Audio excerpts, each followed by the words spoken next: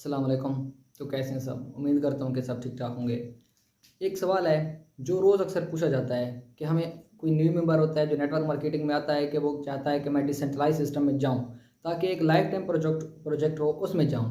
तो वो दो सवाल आ जाते हैं उसके माइंड में कि मैं फोर्स एज करूँ या मेटा फोर्स करूँ।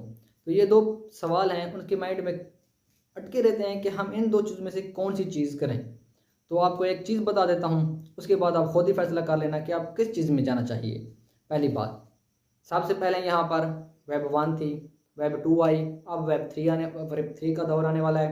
इसी तरह इससे पहले 4 2G 3 1G 2G 3G अब 5G आने वाली है। तो दुनिया तरक्की मतलब आगे एडवांस जा रही है, हर चीज़ एडवांस जा रही है। अगर आप हम 4G पे दुनिया में चल रहे हैं, ये नहीं कि आप हम वापस 3G में जाएंगे। कोई नहीं जाता, कौन जाता 3G? अब तो फ़ोन भी नहीं रहेगा 3G, हर बंदा 4G ही यूज़ करता है। जो ही 5G आएगी तो सारे के सारे बंदे 5G ही यूज़ करेंगे और 5G ही मोबाइल लेंगे। तो इस तरह हम कह रहे हैं कि अगर आप 5G पे जाएंगे तो दुनिया के साथ चलेंगे, तरक्की करेंगे। अगर आप वहीं 3G पे रहेंगे तो ये नहीं होता। इसी तरह एक ये जो डिसेंट्रलाइज सिस्टम है, दोनों डिसेंट्रलाइज हैं। फोर्सेज भी डिसेंट्रलाइज है और मेटाफोर्स भी डिसेंट्रलाइज है। लेकिन मेटाफोर्स वेब 3 पे काम करता है और फोर्सेज वेब 2 पे।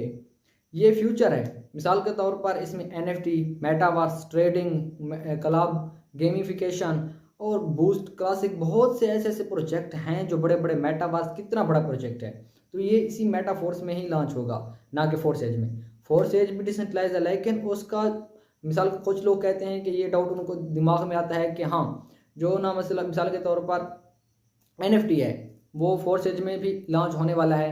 तो हम कहते हैं कि नहीं, मेटाफोर्स में लॉन्च होने वाला है। तो कुछ कहते हैं मेटाफोर्स में, कुछ फोर्स एज में।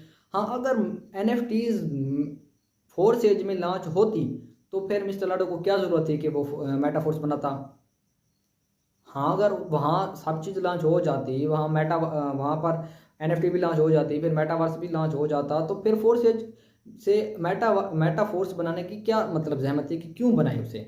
यही चीज़ है, वो वेब 2 पे है, वहाँ NFT लॉन्च नहीं हो सकती। मेटाफोर्स वेब 3 पे काम करता है और इसमें NFT लॉन्च होगी।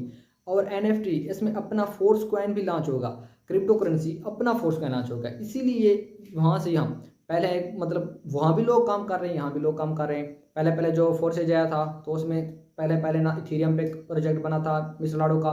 उसके बाद मिस्टर लाडो ने वहाँ से उठ के थोड़ा ट्रोन में आ गया था तो बंदे भी ट्रोन में आ गए।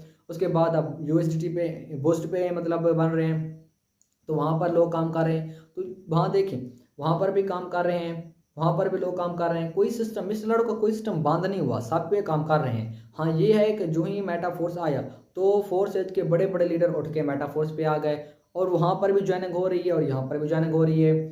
फोर्स एज को 3-4 साल हो गए हैं तो वहाँ पर 20 लाख की कम्युनिटी बन चुकी है। और मेटाफोर्स की ये पावर है कि इसको सिस्टम को आए हुए अभी तक 3 या 4 मंथ हुए हैं। 3-4 मंथ के अंदर अंदर 6.5 लाख की कम्युनिटी बन चुकी है। और आप खुद ही अंदाज़ा कर सकते हैं इसी तरह की स्पीड से अगर 1 साल गुजरे तो 20 लाख से ज़्यादा कम्युनिटी क्रॉस कर जाएगी, क्योंकि ये वेब 3 और आने वाला फ्यूचर है इसमें। तो इसीलिए कह रहे हैं कि ये नहीं कि मिस्टर लाडो ने बेवकूफ़ है कि उसने सेंट्रलाइज के बाद डिसेंट्रलाइज के बाद सेंट्रलाइज सिस्टम बना दिया, ये नहीं। क्योंकि वक्त के साथ चलना पड़ता है। वो वेब 2 पे है तो वो वेब 2 पे ही काम करेगा, जिसकी वजह से कुछ इसमें ऐसी चीज़ें हैं जो फ्यूचर में नहीं लॉन्च हो सकती, जिसकी वजह से उसने वेब 3 के ऊपर मेटाफोर्स को बनाया है। ये एक फ्यूचर है और इसमें आप लाइफ टाइम अर्निंग कर सकते हैं। और रॉयल्टी आपको NFT मिलेगी। NFT के अलावा रॉयल्टी होती है। रॉयल्टी मतलब आसान लफ्ज़ों में समझा दूँ आपको, रॉयल्टी क्या है। रॉयल्टी कहते हैं पासिव इनकम। मिसाल के तौर पर आपको जैसे कि सैलरी बेस के ऊपर पैसे मिलते रहते हैं, मेटाफोर्स में इसी तरह सैलरी बेस के ऊपर आपको मंथली पैसे मिलते रहेंगे। इसके लिए क्लासिक में आपके 6 लेवल और 35 ICFC कॉइन हो तो आपका रॉयल्टी में पहला लेवल होगा। मतलब आपको हर मंथ फ्री में जो मतलब मेटाफोर्स वाला सिस्टम है उस सिस्टम से आपको सैलरी बेस के ऊपर इनकम आती रहेगी। वो इनकम कहाँ से आएगी? जो प्रोडक्ट फंड है, मतलब मिस्टर लाडो की पहली पहली आईडी है, मिस्टर लाडो की पहली आईडी से 50% वो खुद उठाता है, 50% प्रोडक्ट फंड में जाता है। और जो बंदा ऑटो अपग्रेड ऑफ करता है तो उसके भी प्रोडक्ट फंड में जाते हैं, यही प्रोडक्ट फंड से। और जो NFT बिकेंगी, सेल होंगी, तो वहाँ से भी जो प्रॉफिट होगा वहाँ से प्रोडक्ट फंड में जाएंगे, वहाँ हमें रॉयल्टी मिलती रहेगी मंथली बेस के ऊपर। तो इसके लिए थोड़ा मुश्किल है, इतना मुश्किल नहीं है कि एक बंदा है जो 6 लेवल एक्टिवेट करता है, वो ज्वाइनिंग कराता है, अपने साइकिल को, अपने लेवल को रिसाइकल करवाता है, तो जिसकी वजह से उसको वहाँ से वो ICFC कॉइन भी मिल जाते हैं। तो ये मैं चीज़ NFT के बारे में बता रहा हूँ, इसीलिए कह रहा हूँ कि अगर फोर्स एज पे आप काम करते हैं उसमें भी लोग काम कर रहे हैं। हाँ ये है कि फोर्स एज पे भी अगर रोज़ की ज्वाइनिंग हो रही है और मेटाफोर्स पर भी हो रही है।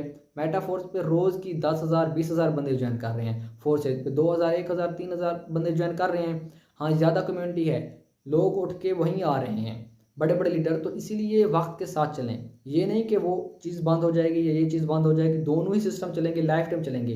लेकिन इसमें फ्यूचर है। आप उस पर आप अगर एक बंदा है फोर्स एज पे काम करता है तो वो 1 लाख कमा रहा है महीने का।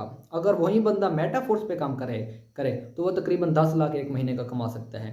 ये सिस्टम की पावर में फ़र्क है। मिसाल के तौर पर अगर आपको नए हैं, आप फोर्स से ज्वाइन करते हैं, वहाँ से आपको नॉन वर्किंग के चांस होते हैं लेकिन इतने ज़्यादा नहीं है जितना कि मेटाफोर्स में है। मिसाल के तौर पर अगर वहाँ आप 6-7 लेवल एक्टिवेट कर लेते हैं इतना पैसे लगा के, वहाँ से आपको कोई रॉयल्टी नहीं मिलनी। मिसाल के तौर पर जो सैलरी बेस पे पैसे हैं तो यहाँ पर आपको सैलरी बेस के पर पैसे रॉयल्टी मिलती रहेगी लाइफ टाइम। तो वहाँ पर तो ये सीन नहीं है ना।